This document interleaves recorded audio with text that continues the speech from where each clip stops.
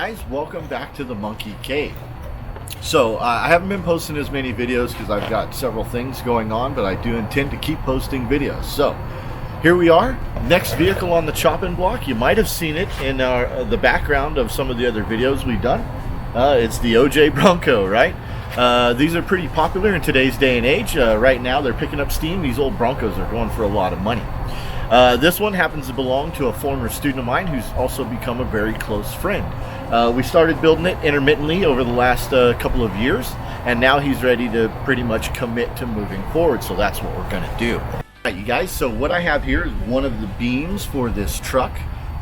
We cut and extended these beams 4.5 inches. That's pretty much the standard rate. It'll put you right around 89, 90 inches, maybe 91, depending on the offset of your wheels, of course. I just finished this yesterday, but we had actually done some of this work like a year ago, and then they've been sitting around, so I tried to clean them up with a cover plate right here. You basically cut them between the original radius arm mount, which the bolt hole is right about here where my thumb is. But I'm going to do my radius arm mounts off the back because I'm going to do kind of a custom radius arm. I've got an idea for that, and I'll explain that once we get to that point. But right now, today, all I'm doing is finishing up the install of the giant motorsports brackets right here. The drop-down brackets, just bolt them into place, and they kind of set you up. We'll be running uniballs on the ends of these instead of the old rubber. It's just a little bit stronger, a little bit better performing, so on and so forth. So in the coming weeks and months of the build of this truck, I hope you guys are kind of excited. We're going to have some fun.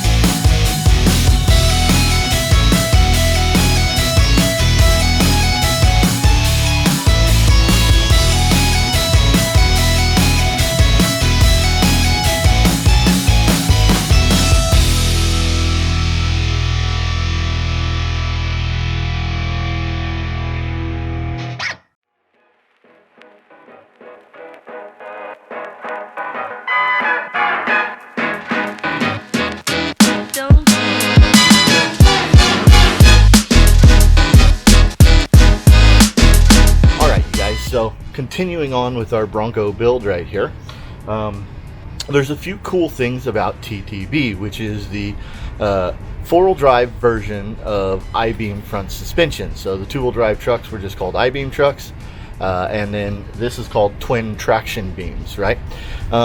So basically the theory behind I-beam suspension is very, very simple, okay?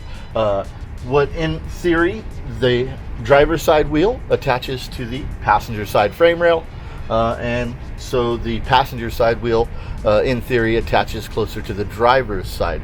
Of course, these are called unequal length beams. The actual beams themselves are two different lengths, okay, to accommodate the four-wheel drive system and things like that. So there are some pretty cool benefits in the off-road world to running I-beam suspension.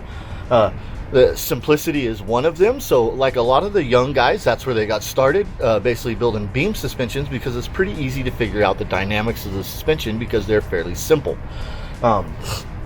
on-road handling characteristics on beam suspensions are subpar, but off-road handling characteristics and the ability to pull like very large wheel travel numbers. So these beams, I've already cut them, all right, but I'm putting the lift through the brackets, so I did not add lift in the cut and turn of the beams. And it's going to give me a pretty cool like neutral position. So I've extended each beam about 4.5 inches on each side.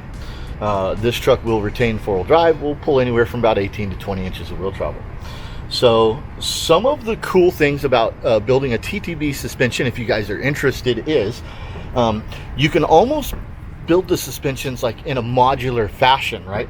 You can cut and extend your beams, you can add lift in your beams, all that. It takes fabrication, of course, but that's what we do anyway. So I'm sharing with you guys as you are possibly fabricators as well, or you want to get started in it, right? But the cool thing about the I-beam or TTB setup is you can build it kind of modular, right? You can cut and turn your beams, and then you can just put it on lift springs with a regular white rocket shock, whatever you want. Then later on, you can add a coil over. All right, you'll just cut off a few parts, remove a few parts, nuts and bolts, and then your new stuff goes in there. Of course, you have to build like an engine cage to support the much longer coilover shock. You can add bypasses, things like that.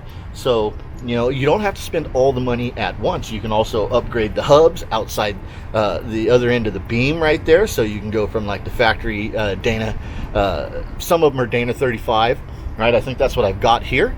You can upgrade to Dana 44 quite easily. So things like that. And then you can go from Dana 44 to even bigger like fabricated hubs and things like that. So you can build it kind of modular as your finances progress. And that's one of the cool things about TTB.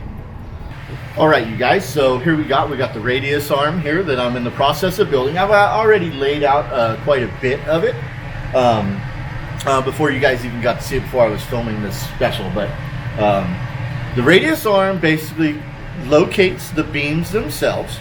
And in some applications like two-wheel drive, equal length beams and things like that, some of the fabricators opt to drive the other end of the radius arm to the center of the vehicle.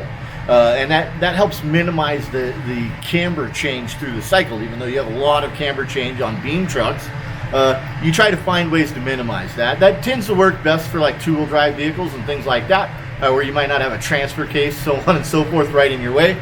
We're going to go with a more traditional layout on our radius arms. But I made these radius arms so they're adjustable. They'll take a 7/8 rod end right here. The bottom will go bolt into place. And it gives me some caster adjustment. So just so you know, caster is the wheel leaning back, right? So like you have your two major suspension dynamics that people will talk about. That's camber and caster. Okay, camber is your wheels like this. That is camber. All right, caster is your wheels lean back. If you ever look at like top fuel drag cars, and when they turn the wheel, it looks like the wheel almost falls over like this. Well, that's your caster. And what caster does is that brings the wheel back to zero. So when you let go of the steering wheel around a corner and the wheel comes back to zero, that's the caster, and that's how the action of the caster works. So the more caster you add, the more stable the vehicle will be at high speeds. That's why top fuel drag cars have the caster set at like 20 degrees or 30 degrees. I don't even know, I don't build those cars, but I'm guessing it's in that area. Your factory usually sets your caster somewhere around 6 degrees. In the off-road world, we like 10 plus degrees. So we like them to be pretty stable at high speeds, things like that. However, in suspension dynamics, it's always a give and take, right? So if I give myself more caster to make the vehicle more stable at speeds, then it's harder on the steering components when you are in the process of turning and especially under load, like you're racing and things like that, or high speed, or jumping and landing with the wheel turn. So it's a trade-off. Like the more caster you add, the more robust you need to build your components. How's that sound?